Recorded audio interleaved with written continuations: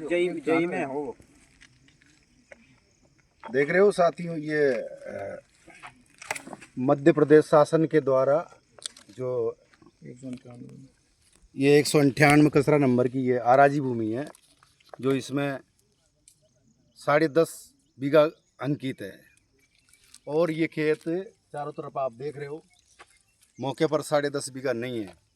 उसके बावजूद भी ये देख लीजिए आप, बिना इनकी अनुपस्थिति में बीच खेत में बाउंड्री करने के लिए लक्कड़ गाड़ दिए गए हैं। और ये जो घर हैं ये पूरे ढसा दिए गए हैं। दूसरा, इनका परिवार का कहना है, कहाँ है बाबा? निकल गए ना बाबा, कहाँ है?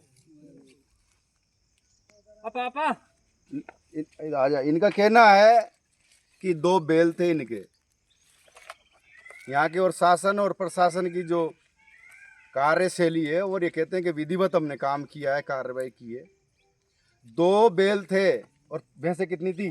3 खोज भैंसें 3 थी और बकरियाँ 6 खोज बकरियाँ। और अनाज कितना भरा था इन घरों में, सही बताना? अनाज सब में 10-10 कुंटल है तो हमारा। 3 परिवार है, नारायण जी का, मिश्री लाल जी का और रघुनाथ जी का। और लगभग ये बता रहे हैं कि तीनों मकानों में 10-10 क्विंटल अनाज था। मतलब चने, मक्का, सोयाबीन या गेहूं मिला के लगभग 10-10 क्विंटल इनका अनाज था, जिसे बर्बाद कर दिया गया। जानवरों को ले गए, भैंसों को ले गए। और पूरी बाउंड्री में कम से कम 4 ट्रॉली लकड़ियाँ थी, हरे पेड़ थे जिनको काट दिया है। और बीचों बीच ये लक्कड़ गाड़ के चले गए। अगर ये यहाँ से शासन प्रशासन इनको ज़मीन दिलाता है तो इनके पास महज अब 5 से 6 बीघा ज़मीन ये बचती है। मतलब आधा खेत ये लेने की ये लड़ाई चल रही है, जो बिल्कुल एक जंगल राज है, हिटलरशाही है, जातिवाद है। गरीब समाज के यहाँ पर केवल 3 ही भाई रहते हैं। गांव में पहले ये इधर ही एक पास में गांव है जिसका नाम है गोड़िया। उस गोड़िया में आए दिन झगड़े, यहाँ के मत निकल, इधर से मत निकल। इन तीनों भाइयों ने वो वहाँ की मकान छोड़ दिया है। ये खेत पा कर रह रहे हैं। और इनका खेत का जो रास्ता नीचे से वो बिल्कुल ब्लॉक है, बिल्कुल बंद है। इधर एक सोंगिया परिवार है इस खेत से मतलब पश्चिम साइड में सोंगिया परिवार। उस सोंगिया परिवार ने इनको निकलने के लिए अभी फसलों में होकर जगह दे रखी है कि भाई चलो ठीक है, यहाँ होकर निकल जाओ, गरीब आदमी है। और शासन प्रशासन कहता है कि हमने विधिवत कार्रवाई की है। आपने भी भूमि पैमाइश करवाई होगी और आपने भी सीमांकन करवाया होगा। जब दोनों पार्टियां साथ होती है और दोनों पार्टियां ये सहमति दर्ज कराती है कि हम इस आपकी सीमांकन से हम सहमत हैं, तब जाके वो एक कार्रवाई होती है। जब ये आदमी 9 महीने से यहाँ नहीं है, कुछ आदमियों को जेल में फिट कर दिया गया और कुछ आदमी जो यहाँ से जान बचा कर भाग गए।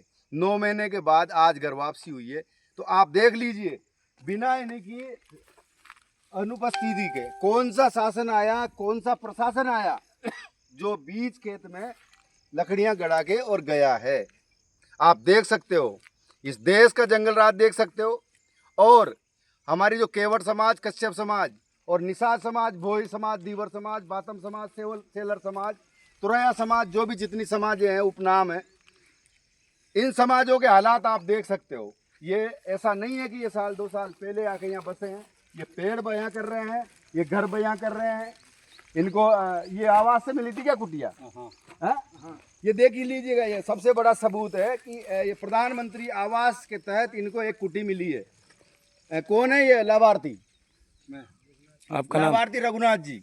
रघुनाथ जी को ये एक कुटी मिली थी, जो ये प्रधानमंत्री आवास की कुटी थी, ये इन्होंने बनाई है यहाँ पर।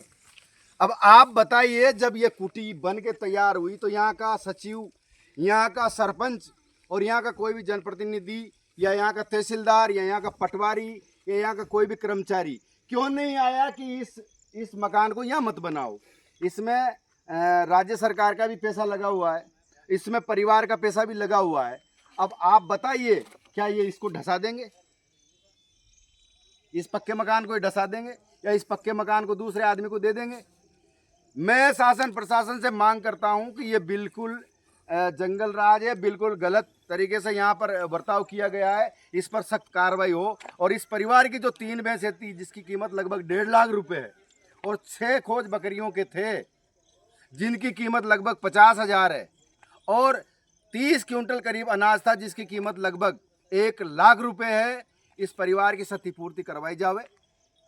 इस परिवार को यहाँ का शासन प्रशासन और यहाँ के तहसीलदार जी और यहाँ के जो भी जनप्रतिनिधि है, इन परिवारों की भरण पोषण करवाई जाए तो हम समझेंगे कि हमारी समाज के लिए भी शासन प्रशासन काम कर रहा है, जनप्रतिनिधि हमारे लिए भी काम कर रहे हैं। वरना ये सब वोट की राजनीति कर रहे हैं। केवट समाज का कोई नहीं है, ना राजनीतिक क्षेत्र में ना प्रशासनिक क्षेत्र में। जो हालात आपके सामने देखने को मिल रहे हैं, आज बड़ी मुश्किल से हिम्मत जुटा करके मैं 2 दिन से लग रहा हूँ। 2 दिन से मैंने घर छोड़ा है, मेरे परिवार को छोड़ा है, और आपको बताने जा रहा हूँ कि ये देख लीजिए जो हाउसेस बयां कर रहे हैं, ये लकड़ियां हैं, ये जली हुई लकड़ियां बयां कर रही है कि इन घरों में आग लगाई गई है। ये टूटे छप्पर और टूटे कवेलू बयां कर रहे हैं कि इसको तोड़ा फोड़ा गया है। और ये इतने भयभीत है, यहाँ की औरतें और यहाँ के जितने भी बुजुर्ग और बालक इतने बल्लभ भयभीत है। देख लीजिए आप, इन पे लठ मारे गए हैं, और देख लीजिए ये छप्पर इनके ढसाए गए हैं। इनके टूटे फूटे बर्तन प्लास्टिक के या जर्मन के जे भी यहाँ पे कई बयां कर रहे हैं। और मैं पूरे मध्य प्रदेश के शासन और प्रशासन से मांग करता हूँ कि इस परिवार को त्वरित न्याय मिलना चाहिए।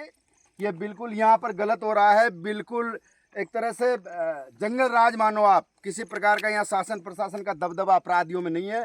पुलिस कहती है कि अपराधियों में डर और आमजन में शांति, आमजन में विश्वास, पर ये जो आमजन है ये माँ बहनें हैं, इनकी इज्जत खराब कर दी गई है, इनके साथ मारपीट कर दी गई है। 9 महीने के बावजूद आज ये इनके घरों में आई है। फिर बताऊंगा आपको, इनको इधर आओ, आपको बताऊंगा इनके घरों की जो कंडीशन है। ये इनका पक्का मकान है जो शासन प्रशासन ने दिया था, जो ये बर्बाद हो चुका है।